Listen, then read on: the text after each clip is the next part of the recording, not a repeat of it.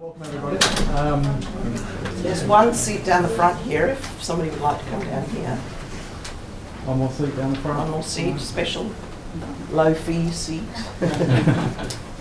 So welcome to this information section on the Research Commercialisation and Startup Fund. Just a couple of housekeeping issues. The men's toilets are on the far right past the reception area, and the ladies' toilets are just down this corridor here if you need to go in the next hour.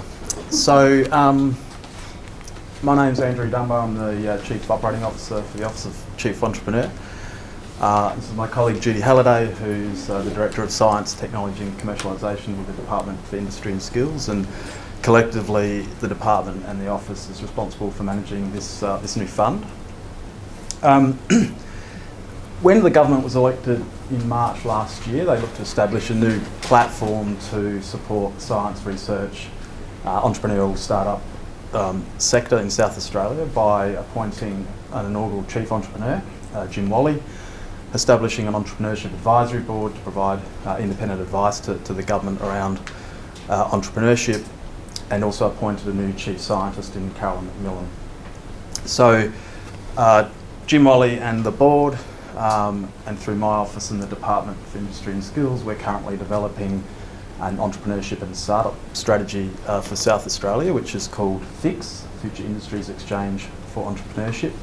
And in parallel, through the Chief Scientist and Judy, we're also developing a science and research strategy for the state. So with this new government, effectively you have a platform of a new Chief Scientist and a Chief Entrepreneur that's providing support for the science and research sector in South Australia, the commercialisation of IP out of the research sector, and then startups and entrepreneurs and scale-up businesses.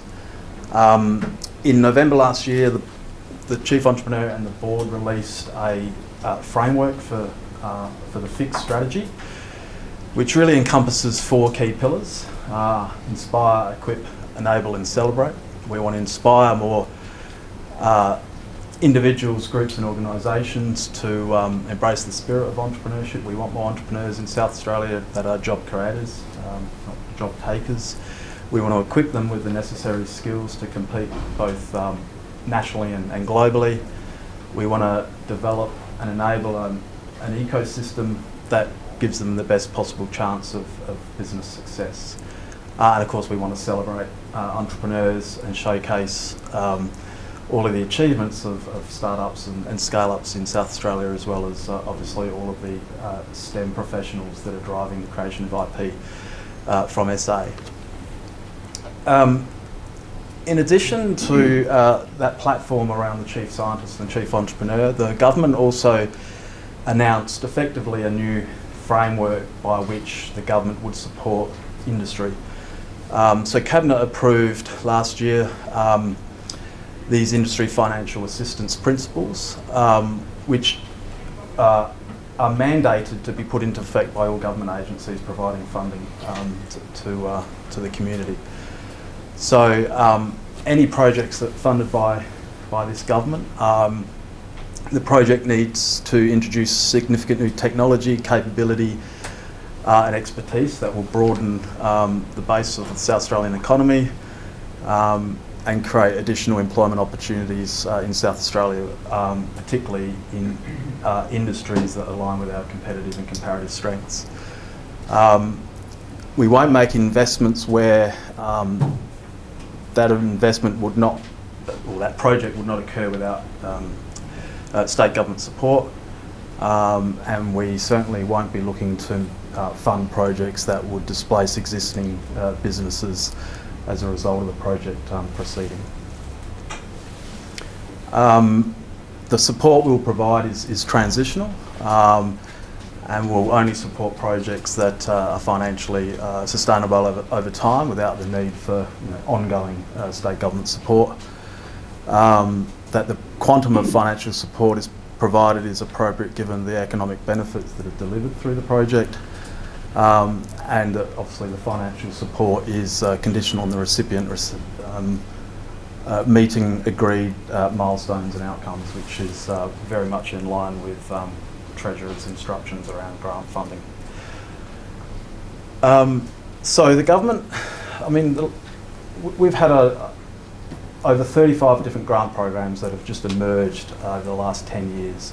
So when the new government came in, they wanted to completely streamline it, make it much more simpler for individuals and businesses and research organisations to access government funding in a much more consistent whole of state government approach. And so now there's really only 3 funds by which you can get government support. There's a regional growth fund designed to deliver critical economic infrastructure into the regions and to strengthen regional economies. That's a $150 million fund over 10 years, 70 million over the forward estimates. And that's managed by PIRSA, Primary Industries in region South Australia. There's an Economic and Business Growth Fund, which is a $100 million fund over the next 4 years. Now that fund is not designed to provide investment or support to any one particular company, but rather support the development of existing industries. And that's managed by the Department of Treasury and Finance. And then the last fund is the fund that we're talking about today, which is the $28 million Research, Commercialisation and Startup Fund. So broadly, this is a fund to support South Australian businesses to collaborate with researchers and universities to solve industrial problems, attract research infrastructure investment into the state, leverage Commonwealth and other private sector funding, commercialise new products and services, and encourage the establishment and growth of startups and scale-ups. 28 million over 4 years. The budget is managed by the Department for Industry and Skills, and we've got the flexibility to allocate that budget across the 3 different streams, which we'll describe shortly. And as I said in my opening, the fund is managed jointly by the Office of Chief Entrepreneur and Department for Industry and Skills. So what are we hoping to achieve out of this fund? Obviously increased investment into the science and research sector in South Australia. We have a significant and world-class research base, but to compete globally, we really need to ensure that we are maintaining world-class research infrastructure, attracting and retaining world-class research scientists to the state. We want this fund to increase business expenditure on R&D, and sadly in South Australia and in fact Australia, business expenditure on R&D is declining year on year, which is certainly not what you're seeing across the OECD. We want to see more commercialisation of the world-class IP that's generated in South Australia. We want to increase the number of business startups per capita in South Australia, and we certainly want to increase the number of those startups that are starting to scale, accessing global markets and generating real revenue. And we also want to attract more risk capital to South Australia in the form of venture capital investment, unlocking risk capital from high net worths of family offices that traditionally probably invest in property, for example, and introduce the asset class of high risk ventures as a viable investment opportunity for them. So there are 3 streams under the fund: a strategic research initiative stream, a startup and early stage company incentive scheme, and an entrepreneurship and innovation ecosystem initiative stream. So I'm now going to hand over to Judy, who will go through each stream in a bit more detail. We'll have plenty of time for Q&A after Judy's presentation. Thank you. And I'm going to beg forgiveness up front. I've got a bit of a cold, so my voice is a bit scratchy, and I'm also a bit deaf, so apologies right up front. And if my voice starts getting really horrible, I'm going to pass back to Andy. Top tip for the day, everyone, is the slides will be available on the website, so you'll be able to get hold of them. There's also the guidelines on the website, which I'd highly recommend that you have a look at. There's a lot more detailed information in them than you'll find in the slides. And there'll also be kind of a list of frequently asked questions. So hopefully a lot of the questions that might come to mind, if we can't address them today, there'll be materials on the website that you can use. So Stream 1, as Andy said, is the Strategic Research Initiatives Fund. It's a fund that has a minimum of about $50,000 and a maximum of up to $2 million. Some of the aspects of this fund will probably be familiar to you for those of you that have had any experience with the PRIF funding that existed beforehand.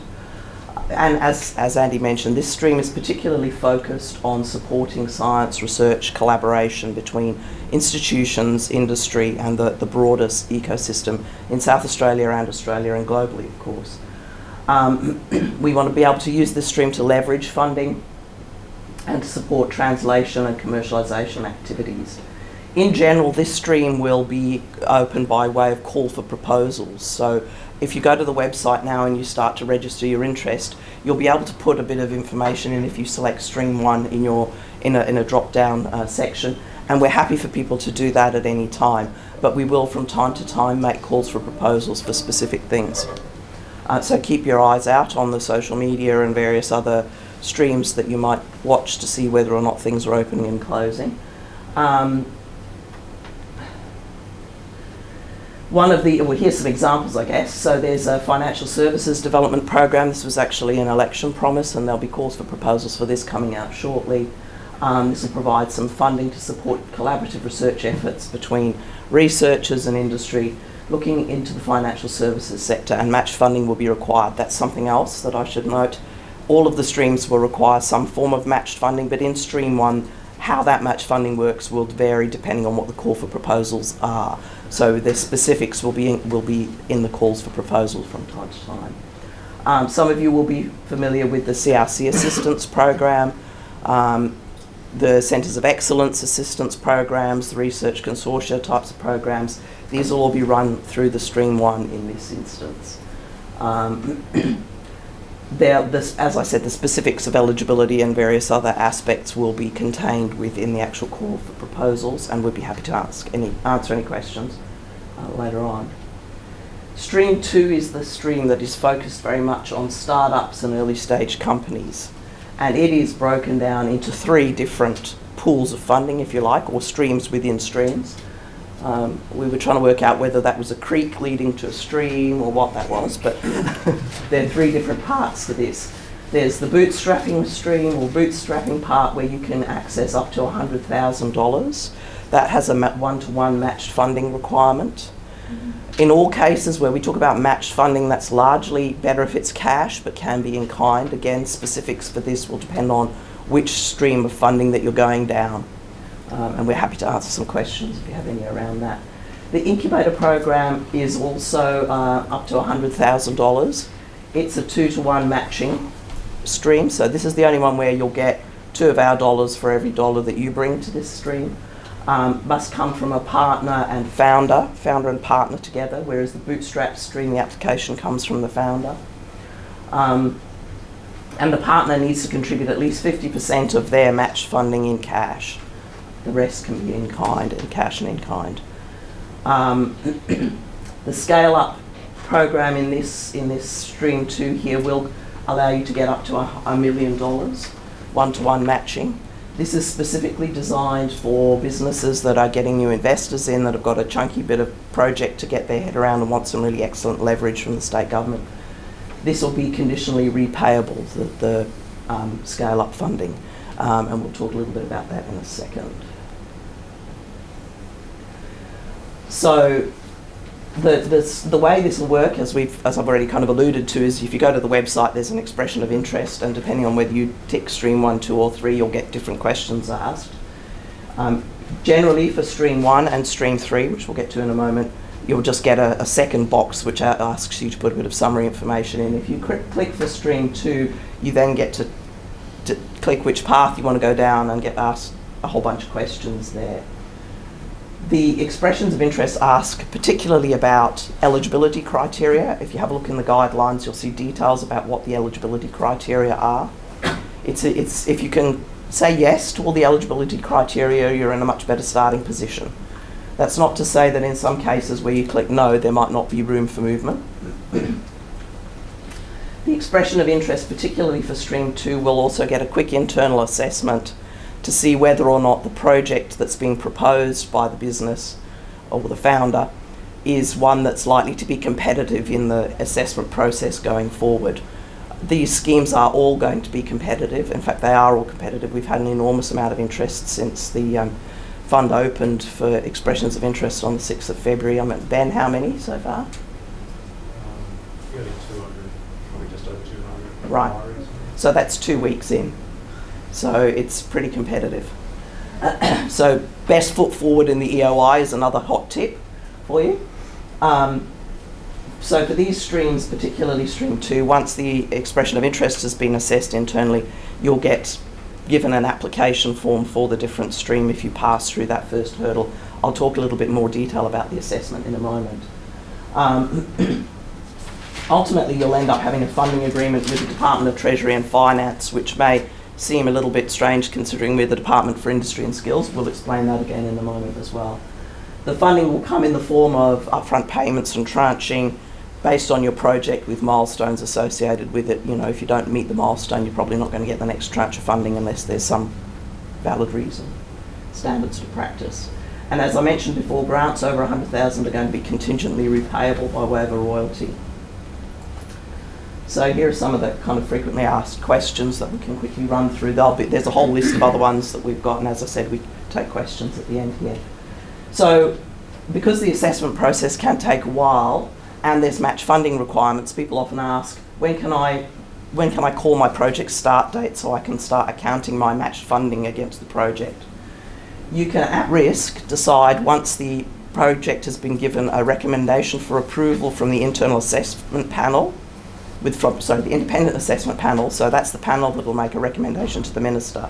You can elect to take that date as your project start date and at risk start your expenditure against the project at that point in time. We're just hoping that that gives you a little bit more ability to better manage the project start and stop dates when there are vagaries, I guess, in the assessment process time and approval time. And that's consistent with the previous, that's right, Yeah, early so we did that in the SAECF as well. Can directors and shareholders of the company who want to invest additional funding to a new project or a new stage qualify as eligible investors under stream 2? Yes, is the short answer. If investors are putting new money into a business for a new part of a program or a proposal, then at first look, that seems reasonable to us, and that's okay. Can a loan or a grant from a private company be counted towards the match funding component? Again, yes. Caveat will be on what are the terms and conditions of that loan or grant. So they may preclude you from taking money from us, but we wouldn't necessarily say you couldn't have money from us. If you've previously received or been granted funding from South Australia, can you apply? Again, yes, as long as it's for a new project. It's not something that you've applied for funding for before. So there's no double dipping. It's basically, that's the no double dipping clause.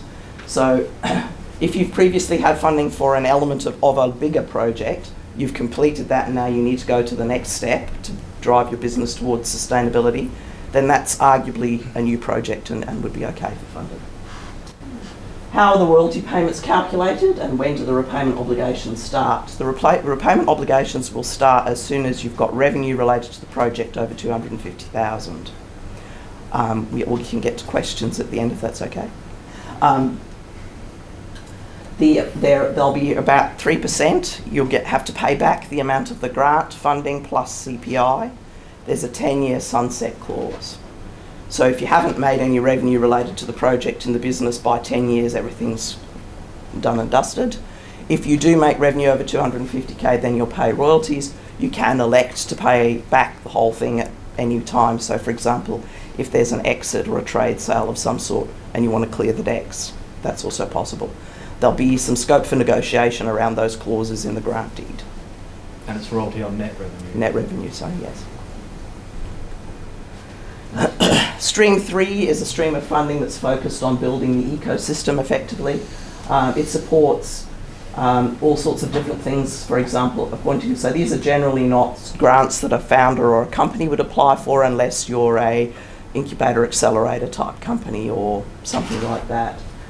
These are to support things like entrepreneur in residence types of things, as I said, accelerator, incubator programs. Excuse me.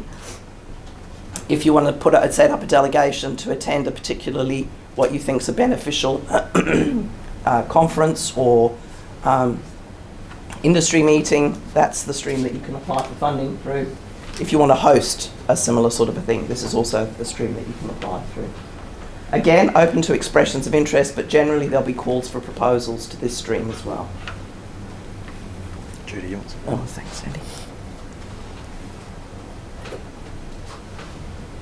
So here is the very abbreviated kind of assessment path flowchart.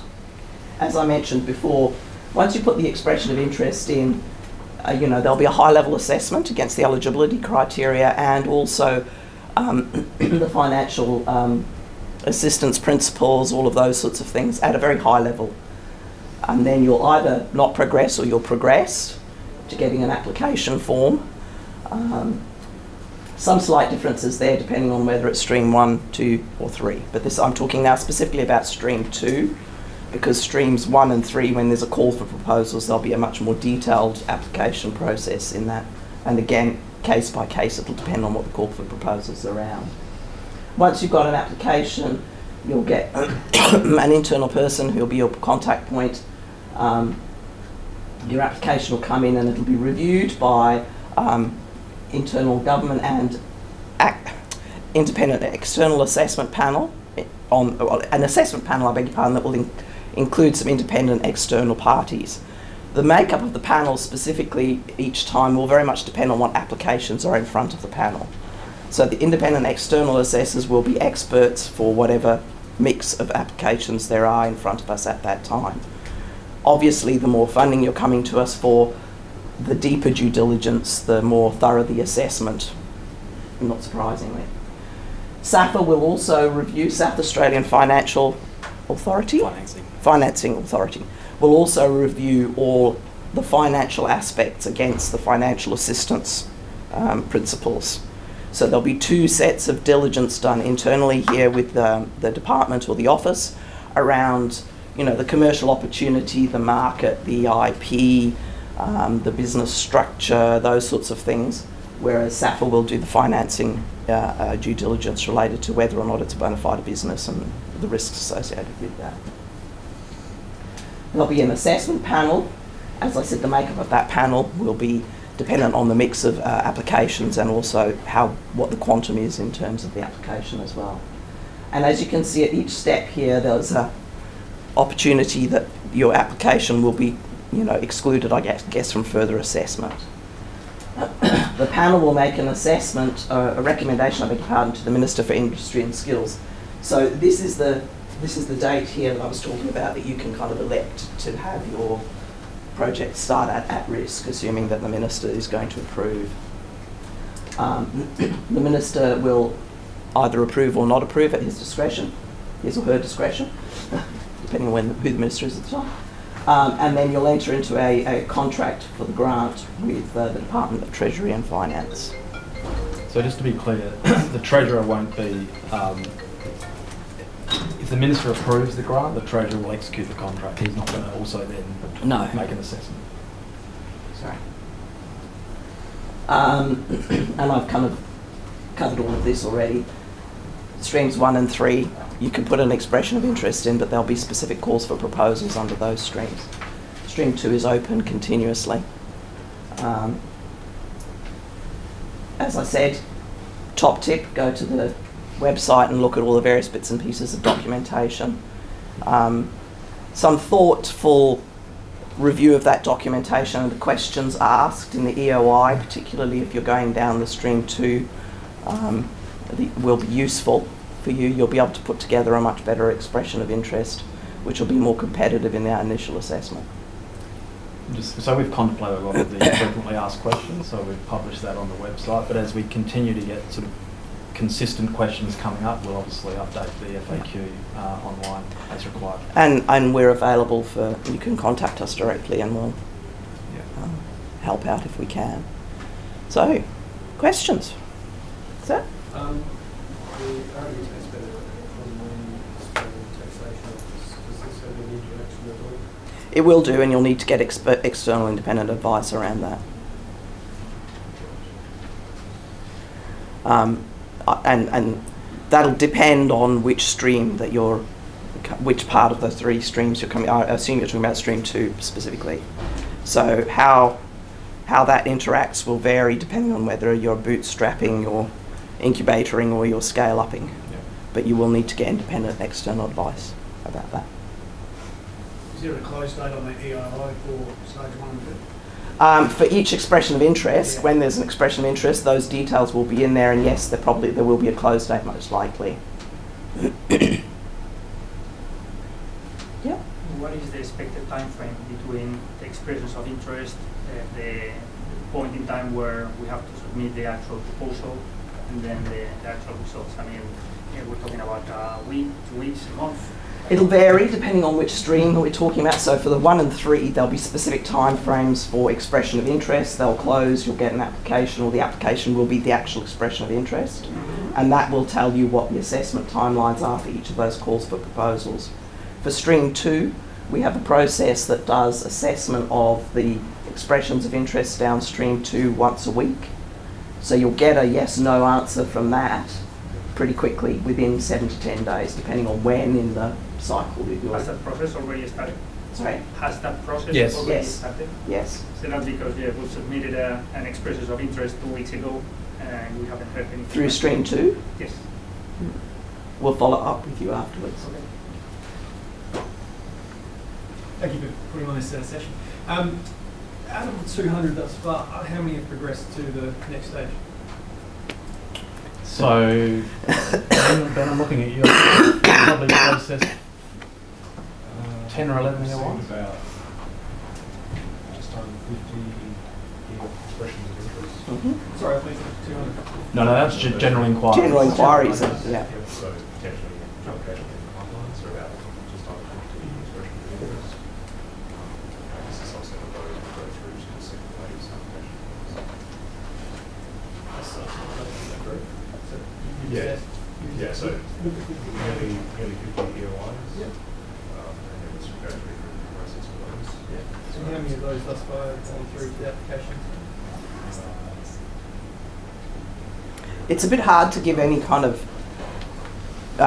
statistical analysis at this point. It's a bit early, Okay. and we haven't yet kind of numbered down. If we take, for example, the SAECF as an example of how this worked last time, roughly 30 to 40% of expression of interest went through to application stage. Thank you. But suffice to say, we're trying to make this as less bureaucratic as possible Yeah. and as streamlined as possible, Yeah. recognising obviously we've got some internal approval processes that we need to respect. And that's why we've gone with an expression of interest, which is, it has a level of detail in it, but it's not something that you're going to have to spend days writing, and you'll get a fairly quick assessment on that, because the application forms themselves are quite detailed, and we don't want people to invest a lot of time and effort putting an application together if they're not going to be competitive in the scheme. Yeah. Okay. Just have another question as well. If your business project stimulates another jurisdiction's economy, is that detrimental?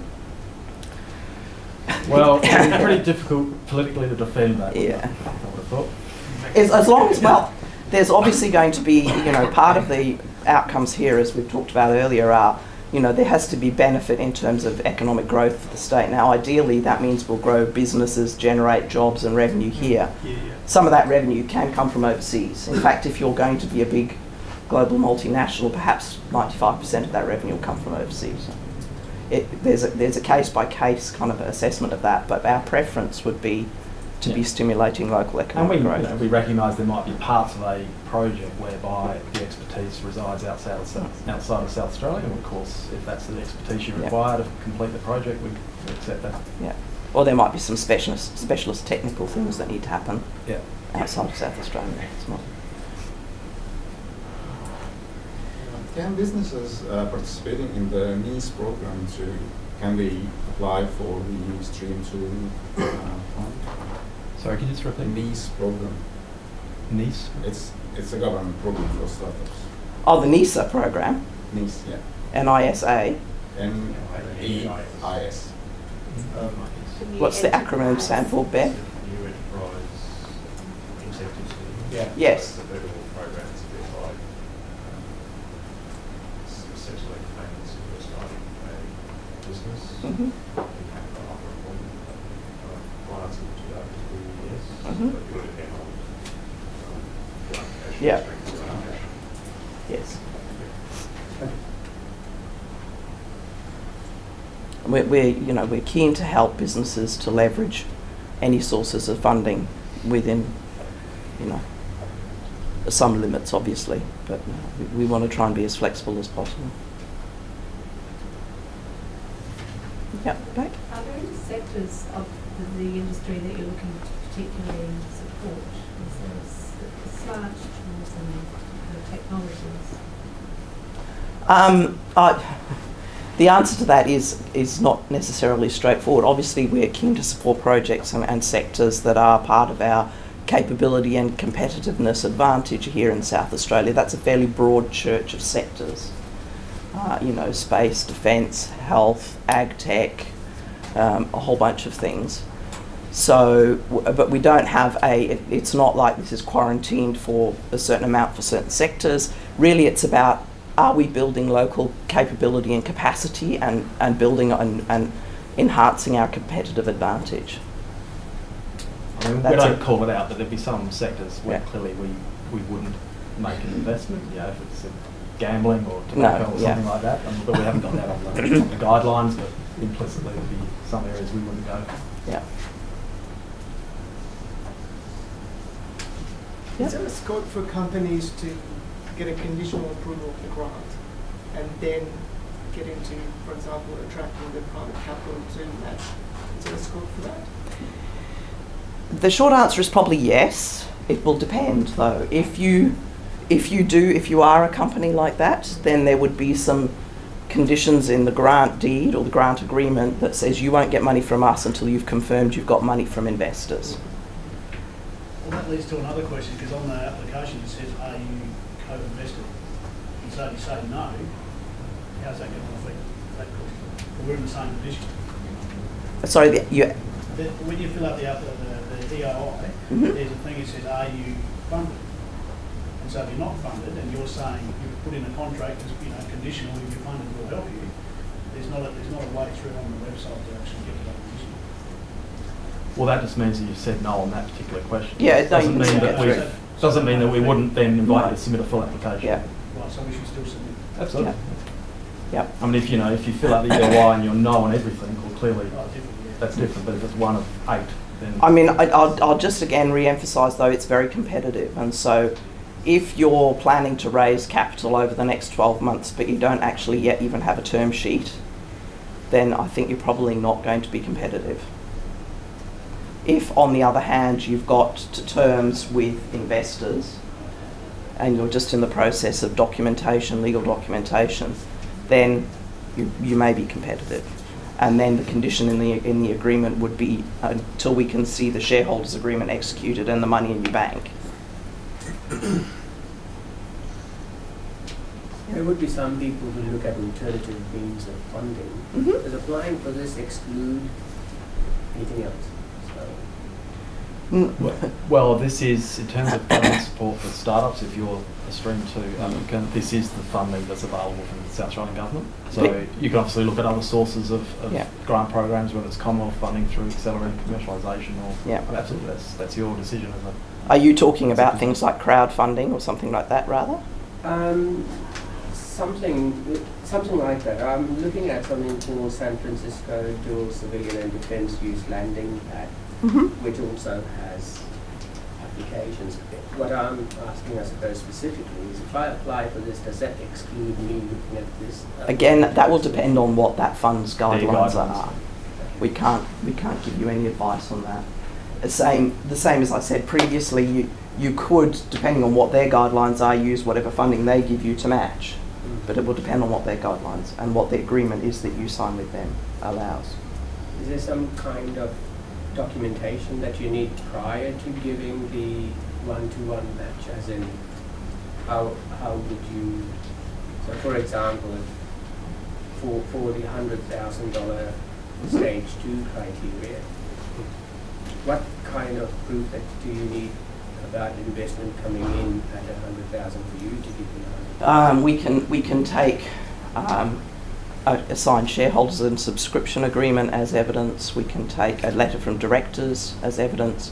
We can take things like copies of your the company's bank statements as evidence. Okay.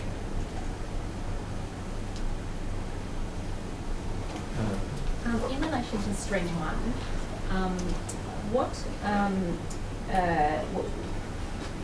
sorry, what with the call for proposals, is the priority on the ones that you have listed as having election commitments, No, or would there be others? no.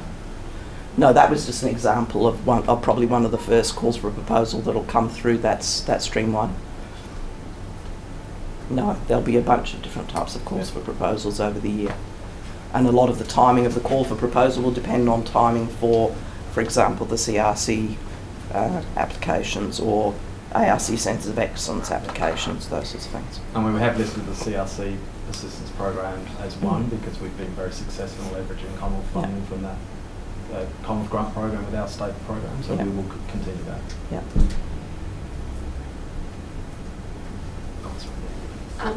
With parent companies that are starting up a new subsidiary, is the new subsidiary eligible? Is it considered a startup?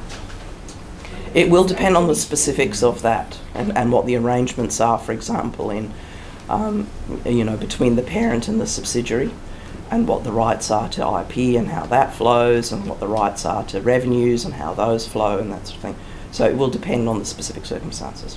And then with the additional eligibility criteria states that organisations shouldn't have a turnover exceeding $1 million per annum. So that's specific to this, like this subsidiary, it's not to the Yes, correct. To the applicant company, yes. Yeah. Thank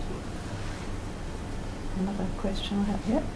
Yeah, I was interested about the type of proposals you might be calling for in Stream 3 and whether or not it would include funding, upskilling the workforce through universities, so researchers and academics who might be entrepreneurial.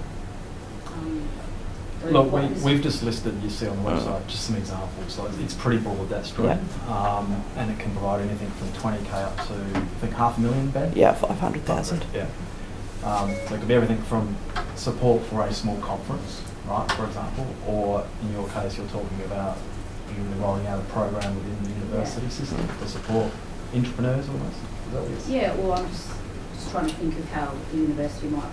So the way we'll be looking at assessing those types of applications in Stream 3 is that how does it benefit the South Australian ecosystem? Yeah. And so if you came to us with a business case around that perhaps, then that might be possible down that stream. So just to pick up on that topic, if I may, as I understand that Streams 1 and 3, you're predominantly going to be rolling out calls, but there's also a continually open EOI process. How do you manage those two things? I mean, if a good idea comes through an EOI, is that going to be put on the back burner until the appropriate call comes out, or will that be funded outside any call? Again, as Andy pointed out, it really will depend on how much it speaks to the building the ecosystem, benefiting South Australia, all of that kind of thing. If that's a kind of compelling case, then...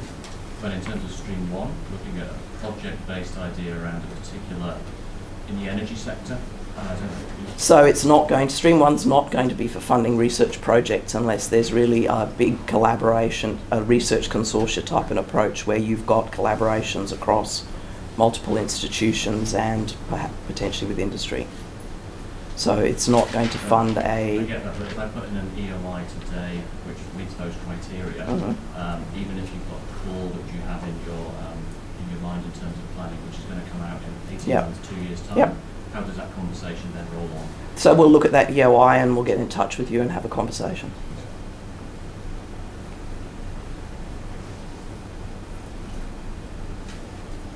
Any other questions? Any other questions?